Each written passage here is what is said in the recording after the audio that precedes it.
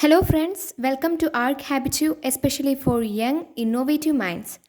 So, now that you have already studied formulas and concepts of three different chapters, that is, sets, trigonometry, relations, and functions. So, if you have not seen those videos and if you are not clear with the concept and if you are not ready to do the work just so because you are not clear with the formulas, then do check those videos because I have already revised all the concepts and core formulas of those three chapters.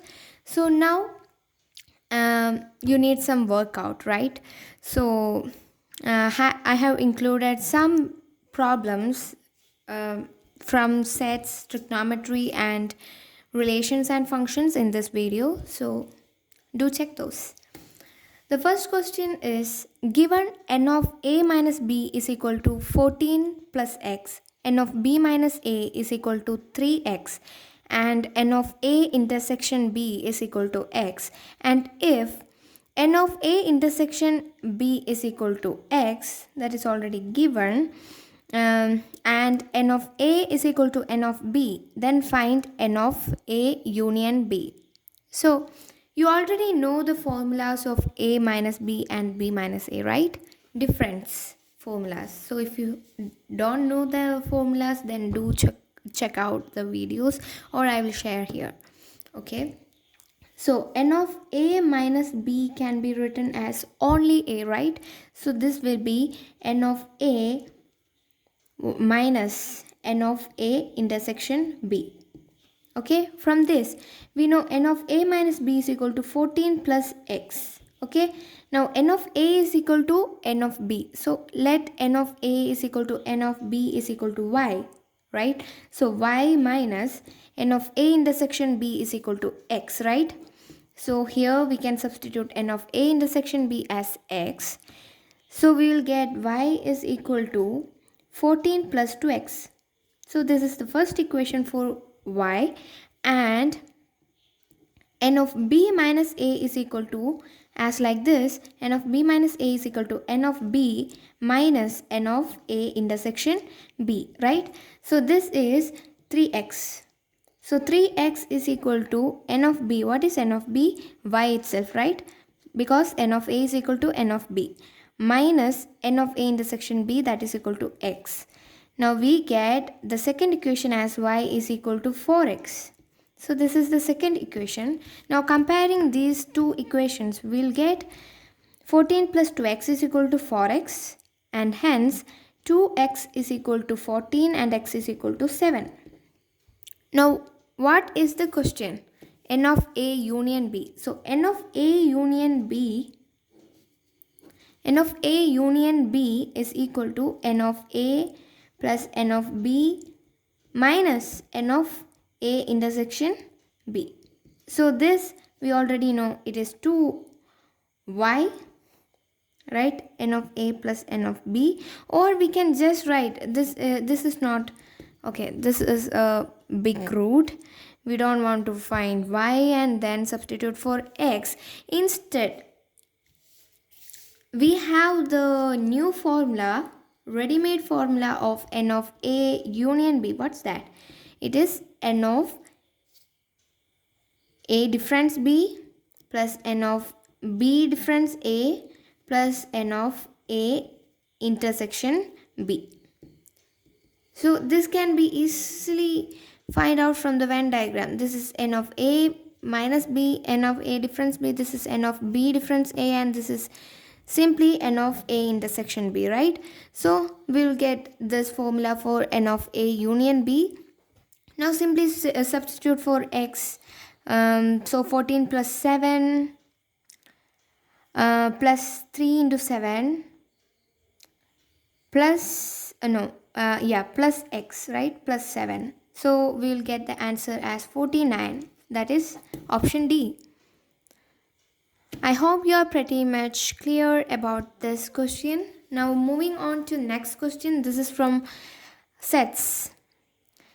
Let Z denote set of all integers and A is equal to ordered pair A comma B. So this is relations, right? Not sets. But we'll get a set, which is a relation. So a square plus 3b square is equal to 28, where a comma b belongs to integers and b is equal to a comma b such that a greater than b, a comma b belongs to integers. Same. So number of elements in a intersection b. This is pretty much easy question.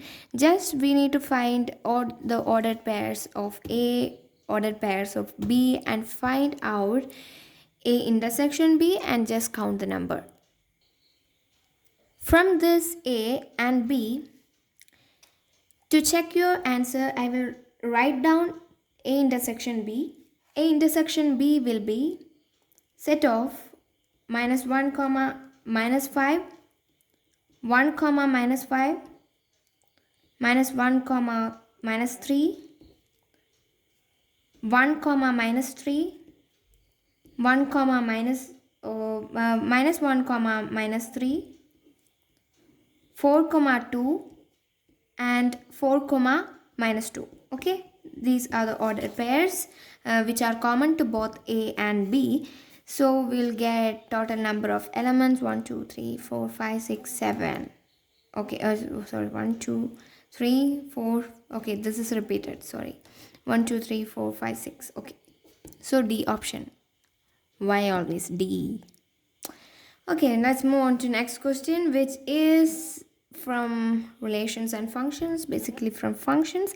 Let f be function defined by f of x is equal to, can you see the question? Okay, x square plus 2x plus 1 divided by x square minus 8x plus 12. Now find out the domain of f. So that's the question.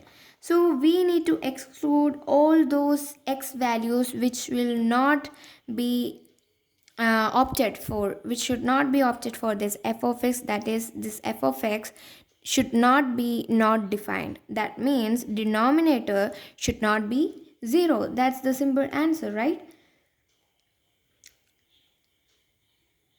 And the expression of the right hand side has meaning for all real numbers except when x is equal to 6 or x is equal to 2. How can we find out those values?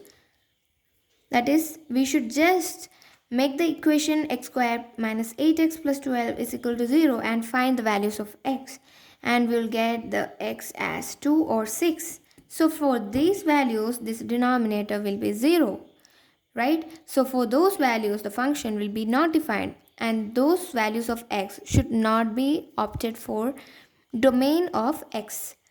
So all those values of real numbers except 2 and 6 can be regarded as the domain of this function f of x. Clear? Okay, good. The next question is from trigonometric formulas and equations. Trigonometric, yeah, okay.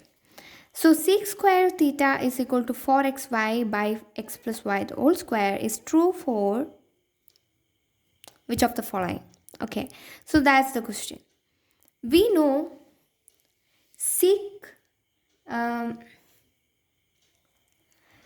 square theta should be always greater than or equal to 1, right? Sec square theta should always be greater than or equal to 1. So that is 4xy divided by x plus y the whole square, that is the LHS, no, RHS, which it should also be greater than or equal to 1. And for that, we'll get the equation 4xy inequality. Okay, 4xy greater than or equal to x plus y the whole square.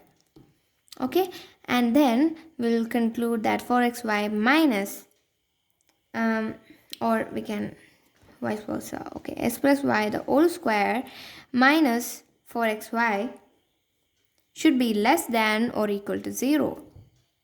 Okay, fine. So what is x plus y the whole square minus 4xy? That's simply x minus y the whole square should be greater than or equal to 0. We know that x minus y the whole square is a perfect square, right? So all those perfect squares will always be greater than 0 or equal to 0. So we can exclude the case that x minus y whole square is less than 0, but we have the case that x minus y whole square is equal to 0, which will only be possible if x is equal to y. So it is true for the x and y which satisfy the condition x is equal to y. Fine? Okay, we have completed this question too. So the next question is also from trigonometry. Cos 20 into cos 40 into cos 60 into cos 80. We have a crisp formula that we have already discussed in the previous video for concepts regarding trigonometry. Okay, so if you have not seen those videos, just do glance through it, just play it in 2x speed, just go through all formulas, or just take the screenshots and study for yourself. Okay, we have this formula that cos a into cos 60 minus a into cos 60 plus a is equal to cos 3a divided by 4. So here, just look the thing here. What's that? Cos a, which is cos a. We can exclude this cos 60 because we already know the value, right? So cos 60 into cos 20. Now cos 40 can be written as 60 minus 20 into cos. This can be written as 60 plus 20, which gives this formula. So we can generally apply this formula and we'll get the answer as cos 60. We already know the answer, into cos 3 into 20. That is, 3 into 20, cos 60 by 4. So we'll get the answer as 1 by 2 into 1 by 2 divided by 4, that is 1 by 16. That is option A. Pretty much good, right? So if we have some crisp formulas in our mind, then some questions will be time saviors to do further more questions to get more marks. Okay, now the next question, the last question. Log 10 tan 1 plus log 10 I'm saying it wrongly. Log tan 1 degree to the base 10 plus log tan 2 degree to the base 10, etc., plus log tan 89 degrees to the base 10 is equal to what? Okay, so this is a very hard question, right? How can we do this? Simply we don't have any logarithmic table. It is too big calculation. We have too many logs here. Yeah. But I will say a secret. This question is damn easy. Just look at this. We know that log a plus log b to the base some x, okay, etc., can be written as log of a into b into c into etc. to the base x, right? So in this case we can write log to the base 10 of tan 1 into tan 2 into etc. into tan 89 degrees. So just look at this last term. Tan 89 degrees can be written as tan of 90 minus 1, that is cot 1. Okay,